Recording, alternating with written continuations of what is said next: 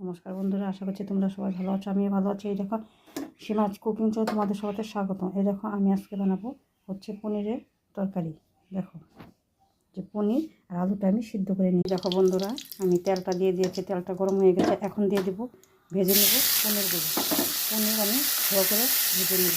দেখো বন্ধুরা, পনিরটা আমার হালকা ভাজা হয়ে গেছে। এখন দিয়ে দেবো আলুগুলো আমি হালকা ভেজে নেব।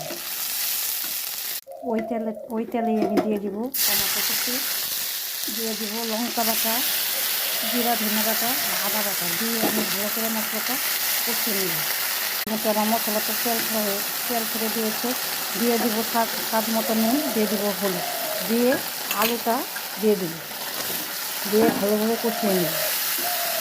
যে দেখো আমার মোটামুটি হয়ে গেছে। দিয়ে দিলাম জল, দিয়ে পনিরটা দিয়ে দিলাম। দেখো